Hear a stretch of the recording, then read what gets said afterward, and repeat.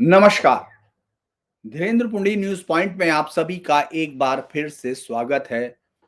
आज हमारी चर्चाओं में बिहार है। बिहार की राजनीति में जीत के बाद से जिस तरह बदलाव आता हुआ दिख रहा है, अब वो चर्चा का विषय है। चूंकि नीतीश कुमार ने जिस तरह से जीत हासिल की, नीतीश कुमार की जीत को चमत्कार कहकर उसके हर एक एंगल को तमाम लोगों ने समझाया कि आखिर जीत कैसे हुई, जीत में कौन से कारण महत्वपूर्ण रहे। लेकिन आज हमारी चर्चा उस जीत पर नहीं है। उस जीत के बाद आपने देखा होगा कि नीतीश कुमार मंत्रिमंडल गठन के बाद चर्चाओं से जैसे मुक्त हो गए, क्योंकि ऐसा पहली बार हुआ है जब बिहार में बहुत अरसे बाद, पहली बार का मतलब ये नहीं कि इससे पहले नहीं हुआ होगा, लेकिन लगभग 1990 के बाद, या फिर ये कहें कि जब से नीतीश कुमार ने 20 साल पहले राज्य के मुख्यमंत्री की शपथ ली थी, उसके बाद से उन्होंने कभी गृह मंत्रालय को अपने से अलग नहीं किया। गृह मंत्रालय जिस तरह से हम देखते रहे हैं कि आजकल मुख्यमंत्री अपने अलावा किसी को देते नहीं, लेकिन बिहार में ये बदलाव हुआ। नीतीश कुमार ने अपना सबसे ज्यादा, जिसको कहा जाता है मुख्यमंत्री पद की धमक, अगर मुख्यमंत्री के अलावा किसी के पास होती थी तो गृह मंत्रालय के पास, और वो भी इसलिए क्योंकि वही कानून व्यवस्था और इंटरनल सिक्योरिटी का जिम्मेदार होता है। तो इस बार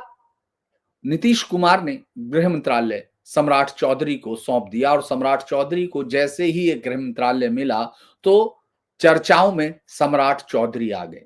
यूं तो सम्राट चौधरी पूरे चुनाव में भी थे अपनी भाषा शैली को लेकर, और अपने अद्भुत वाक्य संरचना या उनका प्रोनाउंसिएशन, जिसको कहते हैं प्रोनाउंसिएशन को उन्होंने कैसे प्रोसेशन और तमाम चीजों पर अलग अलग कहा। लेकिन ये एक भाषाई बात हो सकती है, इसको लेकर कोई भी, हालांकि उस समय एक चर्चा जरूर हो सकती है एक लाइटर नोट पर, लेकिन उस पर बहुत गंभीरता से कोई राजनीति तय नहीं होती, भले ही वो हाफ डेविड के साथ आए हों और लोगों ने उस समय उनका मजाक बनाया हो। लेकिन बिहार की राजनीति में सम्राट चौधरी जैसे ही उभरे तो लगा कि जैसे वो एक रास्ता तय करना चाहते हैं। चूंकि सम्राट चौधरी को जब गृह मंत्रालय दिया गया तो उससे पहले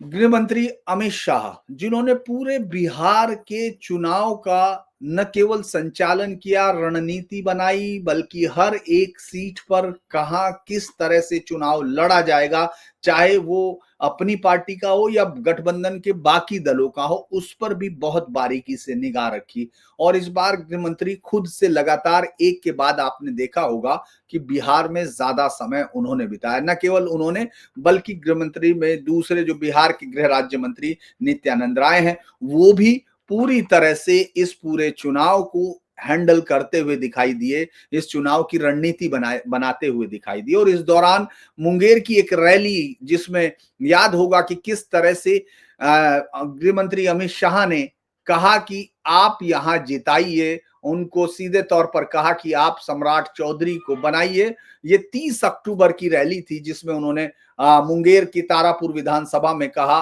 कि आप भरोसा रखिए, सम्राट जी को प्रचंड बहुमत से जिताइए, मोदी जी सम्राट जी को बड़ा आदमी बनाएंगे। तो ये उसी समय राजनीतिक विश्लेषकों को लगा कि अगर सरकार आती है तो सम्राट चौधरी की भूमिका बड़ी होगी, जो सम्राट चौधरी को गृह मंत्री बना दिया गया। और सम्राट चौधरी जिस दिन से गृह मंत्री बने हैं, उन्होंने अपना एक रास्ता चुन लिया। उन्होंने ये तय किया कि सम्राट चौधरी योगी बनेंगे, और योगी बनने के रास्ते से फिर वो मुख्यमंत्री बनेंगे। ये एक, चूंकि हर एक राजनेता की एक दिली इच्छा होती है और उसको पूरा करने का रास्ता भी चुनता है। तो अभी अगर हम देखते हैं तो जो सम्राट चौधरी हैं, उन्होंने अपने लिए एक रास्ता ऐसा चुना है जो उनको योगी के रास्ते पर, योगी के करीब ले जाने की कोशिश दिखाई देता है। अब अगर हम ये देखें कि ऐसा क्यों है, तो इसको ऐसे देखा जा सकता है कि जैसे ही वो बनते हैं उसके तुरंत बाद राज्य में ऐसी कार्रवाई शुरू होती है जिसमें कि एनकाउंटर्स होता है। एनकाउंटर पहले दिन होता था, याद है, उस पर हम लोगों ने एक स्टोरी भी की थी कि योगी मॉडल को स्थापित करने में जुट गए हैं इस समय सम्राट चौधरी। तो सम्राट चौधरी ने ये कोशिश की है शुरुआत में आके कि वो योगी मॉडल को एक तरह से बनाने की कोशिश करें बिहार में कानून व्यवस्था को लेकर हालांकि बहुत ज्यादा तो कुछ ऐसा नहीं रहा था क्योंकि नीतीश कुमार ने एक अच्छा मॉडल क्रिएट किया था बिना किसी हंगामे के। लेकिन बिहार में फिर थोड़ा स्थिति लगा कि जैसे बदल रही है तो उस वक्त अब सम्राट चौधरी को गृह मंत्रालय दिया गया तो ये भी तय किया गया कि आखिर सम्राट चौधरी अपने आप को किस रोल में देखना चाहते हैं। तो बिहार के गृह मंत्री और डिप्टी सीएम सम्राट चौधरी ने सबसे पहले उत्तर प्रदेश की तर्ज पर राज्य में एंटी रोमियो स्क्वाड गठन करने की घोषणा की क्योंकि उन्होंने कहा कि इसका मुख्य उद्देश्य स्कूलों और कॉलेजों के आसपास छात्राओं से छेड़छाड़ कर मनचलों को रोकना है। गृह मंत्रालय ने ये गृह मंत्री चौधरी ने ये भी कहा था कि एंटी रोमियो स्क्वाड के अलावा सोशल मीडिया पे जो गाली गलौज करते हैं, जो संगठित अपराधों पर बातचीत करते हैं, उन सब पर हम लोग पिंक पेट्रोलिंग करेंगे। यानी जो पिंक मोबाइल टीम है उनको गठित किया जाएगा जिसमें कि महिला पुलिसकर्मी शामिल होंगी ताकि वे त्वरित कार्रवाई कर सके। आपने देखा होगा बिहार उन राज्यों में, और बल्कि मैं तो ये कहूंगा सबसे आगे रहने वाले राज्यों में जहां पुलिस की महिला पुलिसकर्मियों की संख्या आपको सड़कों पर अच्छी खासी दिखने लगी है। तो मुझे लगता है कि ये एक वो है। लेकिन उन्होंने जो सबसे बड़ी बात कही, अगर आप देखेंगे यही आपको अगर याद हो कि 2017 में जब योगी आदित्यनाथ शपथ लेते हैं तो पहला फैसला आप याद कीजिए कौन सा होता है, एंटी रोमियो स्क्वाड है। आपको वो इंस्पेक्टर भी याद होगी, महिला इंस्पेक्टर जो मेरठ के एक पार्क में किस तरह से रोमियो को पकड़कर उनको थोड़ा सा समझाते हुए है, और समझाने में पुलिस जिस तरह समझाइश करती है उसी तरह से समझाइश हुई थी। तो ये जो पहला कदम था योगी बनने की राह पर सम्राट का पहला कदम था। उसके बाद उन्होंने जो एक अपने एक, चूंकि योगी मॉडल क्या माना जाता है, योगी मॉडल जो भी उनको फॉलो करना चाहते हैं या उन जैसा बनना चाहते हैं वो एक लॉ एंड ऑर्डर पर एक स्ट्रॉन्ग रवैया दिखना चाहते हैं, वो लाना चाहते हैं। तो उन्होंने एकदम सख्त तेवर दिखाते हुए कहा कि साहब उन्होंने 400 बड़े माफियाओं अपराधियों की पहचान कर ली है, जिसमें से 2 के खिलाफ उन्होंने कहा कि कार्रवाई भी शुरू कर ली। हालांकि ये सूची अभी सामने नहीं आई है कि ये कौन जो 400 हैं जो बालू माफिया और तमाम माफिया हैं वो कौन लोग हैं, वो खनन माफिया, उन सब को जिस तरह से लैंड माफिया इन सब का जिक्र किया गया, उन सब को उन्होंने कहा है कि पहचान लिया गया। तो अब अगर यूपी मॉडल के साथ आप देखेंगे तो ये बिल्कुल पहले की तरह दिखाई देता है कि उनका पहला फैसला था। दूसरा कि माफियाओं के खिलाफ उनको बहुत बड़ा एक्शन लेना है, ये भी उन्होंने दिखाया। अगर हम लोग अब इससे आगे जाकर देखने की कोशिश करेंगे तो सबसे पहले आपने देखा होगा कि उन्होंने सड़क पर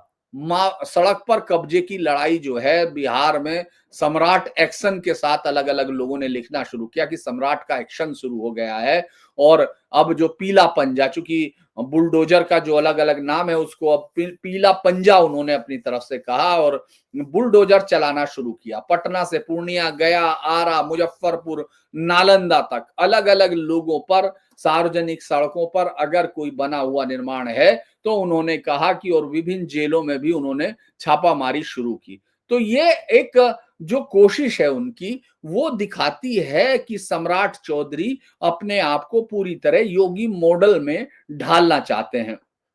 सरकारी जमीनों पर जो कब्जे हैं और जो राजधानी पटना में अलग अलग जगह देखा और ये कहा, मैसेज दिया गया कि सड़कों को जागीर समझने वालों की खैर नहीं है। तो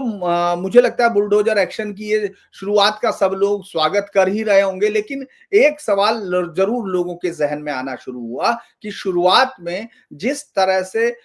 झुग्गी वाले या छोटे दुकानदार या इस तरह के लोग सामने आए, जो पहला निशाना वो बने हैं। योगी शासन में सबसे पहला जो कोशिश की गई थी उसमें सबसे पहले, चूंकि देखिए ये माना जाता है कि अगर अपराध में सबसे बड़े चेहरों पर आप हमला नहीं करते हैं, अपराध में बड़े चेहरों को आप कानून के दायरे में नहीं लाते हैं या उनको सबक नहीं सिखाया जाता, तो तब तक वो लड़ाई, वो कार्रवाई एक दिखावटी या रस्मी कवायद मानी जा सकती है। बिहार में चूंकि सरकार आई है अभी, आप ये नहीं कह सकते, और चूंकि गृह मंत्रालय भी अभी अभी सम्राट चौधरी को दिया गया है, तो इसलिए ये तो थोड़ा सा जल्दबाजी होगी कि हम ये कह दें कि भाई वो एक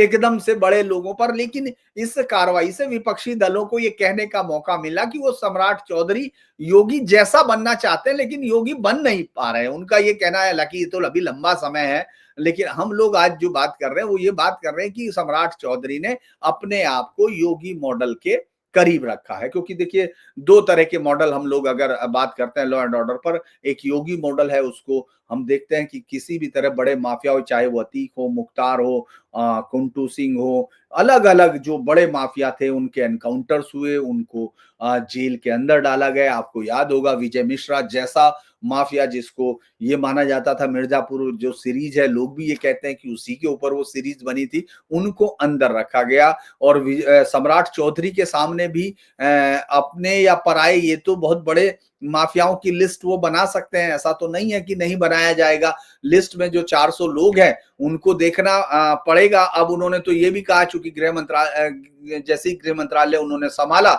तो उन्होंने कहा कि साहब पुलिस का जो रवैया है ये बदलेंगे। यही योगी आदित्यनाथ अक्सर आपने देखा होगा कि उसको वो करते हैं, वो ये कोशिश करते हैं कि ये बताएं कि ये जो अपराधियों का जो तरीका है उनको किस तरह से कंट्रोल किया जाए। लेकिन अभी जो जो इस समय चूंकि ऑर्गेनाइज क्राइम के खिलाफ अपनी मुहिम उन्होंने योगी आदित्यनाथ की तर्ज पर शुरू करने की कोशिश की है, तो मैं तो यही कहूंगा कि अभी लोगों के ऊपर जब तक कि मुकदमा सिद्धि ना हो, यानी जो कन्विक्शन रेट है उसको बढ़ाने की कोशिश होगी, तभी इसका असर होगा। इस वक्त चूंकि लोगों को अच्छा लग रहा है, हम लोग भी ये खबर देख रहे हैं कि हाँ, बिहार में अब काम शुरू हुआ है। काम शुरू हुआ मतलब भले ही वो अभी कार्रवाई की जद में छोटे लोग हों, या अभी ऐसा लग रहा है कि जो लोग हैं वो सड़कों पर या उस पर जो सामने दिखते हैं उन पर कार्रवाई शुरू होगी। लेकिन योगी मॉडल को और ज्यादा गहराई से लागू करने के लिए सम्राट चौधरी को अभी और भी मुझे लगता है कि वो योगी मॉडल को समझ रहे होंगे, क्योंकि यही बड़ा इंटरेस्टिंग सा मामला है कि जो लोग हैं, सम्राट चौधरी अपने आप को, और चूंकि अब जो एक बड़ी चीज ये भी है कि आखिर ये जो जल्दी से शुरू हुआ काम है और इसमें सम्राट चौधरी कोई देर नहीं करना चाहते, तो इसके पीछे भी एक बड़ा कारण है। एक बड़ा कारण ये है क्योंकि बिहार की राजनीति में इस बार के चुनाव को नीतीश कुमार के लिए आखिरी चुनाव कहा गया। ये माना गया कि उनकी सेहत और उनकी उम्र इस चुनाव के बाद शायद ही उनको ये इजाजत दे कि वो अगले चुनाव में, यानी 2030 के चुनाव में, इस राज्य की कमान संभाल कर या उनके चेहरे पर वो चुनाव लड़ा जाए। तो अब जो असली लड़ाई होनी है वो इस राज्य के सीएम के लिए बीजेपी को लगता है कि अब तैयारी शुरू है। और आपने देखा होगा कि 25 से 30 नीतीश, लेकिन आगे की क्या है उस पर बीजेपी अपनी तैयारी करना शुरू कर रही है। बीजेपी में कई सारे चेहरे हैं, ऐसा तो नहीं है कि किसी भी राज्य की राजनीति में सिर्फ एक ही चेहरा निर्विवाद हो जाए, ऐसा कम होता है। जैसे उत्तर प्रदेश में योगी आदित्यनाथ ने अपने आप को बाकी तमाम नेताओं से अलग जरूर कर लिया है, वो ऊपर जरूर देखते हैं, लेकिन आपने देखा होगा केशव प्रसाद मौर्य भी लाइन में लगे रहते हैं। मैं ब्रजेश पाठक जी को तो नहीं मानता हूं कि वो इस लाइन में होंगे, क्योंकि एक तो बाहर से आए हुए हैं, लेकिन हेमंता विश्व शर्मा भी बाहर से आए हुए हैं। लेकिन फिर भी ये लगता है, चूंकि इधर बिहार में तो काफी सारे नेताओं का बाहर से आने के बाद सम्राट चौधरी खुद गए, यात्राओं के बाद वहां पहुंचे हैं, लेकिन इसके बावजूद भी जिस तरह से बिहार की राजनीति में अभी मुख्यमंत्री पद के लिए ओपन एक लड़ाई है, क्योंकि अगर बीच में भी ऐसा होता है कि नीतीश कुमार के स्वास्थ्य के, अगर अगर ऐसा होता है, चूंकि राजनीति अगर मगर और संभावनाओं के बीच में ही झूलती है, तो उसमें अगर ये हुआ कि जो नीतीश कुमार है उनकी थोड़ा सा भी तबीयत खराब होती है, तो तब कौन होगा? इस बात की लड़ाई तब होगी जो अपने आप को इस्टेब्लिश करना चाहता है। शायद इसीलिए सम्राट चौधरी ने अपने आप को योगी मॉडल के साथ चुना है। उन्होंने योगी मॉडल के साथ जाने का फैसला किया है, क्योंकि योगी मॉडल जल्दी से सफलता की गारंटी हो सकता है। और मुख्यमंत्री की होड़ में जितने बाकी लोग हैं, और चूंकि बीजेपी के साथ मूल काडर के भी कई लोग हैं, अगर आपको देखेगा विजय भी वहां से, माफ कीजिएगा, विजय मिश्रा कह रहा हूँ, विजय सिन्हा भी आपको दिखाई देंगे, वो भी मूल काडर से हैं, और कई लोग हैं। और अलग अलग जगह पर अलग अलग समुदाय के कई नेताओं को हम देखते हैं कि जिन्होंने चुनाव के अंदर पीछे रह के, पर्दे के पीछे रह के बहुत बड़ी लड़ाई लड़ी है, उन लोगों के नाम भी हैं। तो उस लड़ाई में अब इस समय जो कार्रवाई दिख रही है, उस पर इसलिए भी चर्चा होती है कि क्या हम लोग एक कड़े नेतृत्व के तौर पर उनको बढ़ते हुए देख रहे हैं। सम्राट चौधरी अपने आप को एक कड़ा नेतृत्व में साबित करना चाहते हैं कि वो जो है बेहतर, इस तरह की कार्रवाइयां उनकी छवि को आगे बढ़ाने की कोशिश जरूर करेगी, क्योंकि अभी तो ये ओपन है और अभी नई सरकार ने हिस्सा लिया, नई सरकार ने शपथ ली है, तो अभी थोड़ा टाइम तो लगेगा ये देखने में कि आखिर ये रास्ता किस तरफ जाता है। क्या वाकई ये लड़ाई जो है योगी के बिल्कुल अपने आप को एक योगी मॉडल के एक बेहतर जो शिष्य है वो दिखाने की कोशिश होती है, यानी उसके एक अनुयायी के तौर पर दिखते हैं, या फिर अपना भी कोई मॉडल सम्राट चौधरी विकसित करेंगे, ये भी देखना होगा, क्योंकि राजनीति में हमेशा पीछे चलने वाला ही आदमी बहुत आगे नहीं जाता है। कई बार आपको अपने से मॉडल विकसित करने होते हैं, लेकिन अभी मुझे लगता है कि सम्राट चौधरी योगी मॉडल को कम से कम अभी तो दिख रहा है कि वो उसकी तरफ जा रहे हैं। बाकी अभी थोड़े समय बाद ये ज़रूर पता चल जाएगा कि वो मॉडल उन्होंने कितनी ही गंभीरता के साथ लागू करने की कोशिश की है। अभी ये शुरुआत के दिन हैं, तो इस पर ज़रूर देखेंगे, और चूँकि बिहार पर मेरा बात करने का मकसद भी ये था, क्योंकि अभी बिहार चुनाव पूरा कवर किया, तो उस दौरान भी ये चर्चा थी कि क्या बीजेपी वापस उन दोनों उप मुख्यमंत्रियों को चुनेगी, तो आपने देखा उनको वापस लिया, और ये एक बड़ी बीजेपी के लिए अनएक्सपेक्टेड सिचुएशंस थी कि वो उन दोनों लोगों को न केवल वापस कर रही है, बल्कि सम्राट चौधरी का उन्होंने दर्जा भी बढ़ाया है। तो अब हम लोग इंतजार करते हैं, देखते हैं कि सत्ता की इस लड़ाई में क्या योगी बनने की कोशिश में सम्राट चौधरी आगे जाते हैं, या फिर अपना कोई नया मॉडल विकसित करते हैं, जो आगे की राजनीति की दिशा और दशा इन सब पर तय होगा। बिहार में अभी बहुत संभावनाएं हैं, तो देखते रहिए न्यूज़ पॉइंट। अगर आपको वीडियो अच्छा लगे तो उसको शेयर कीजिए, सब्सक्राइब कीजिए और सपोर्ट कीजिए। नमस्कार।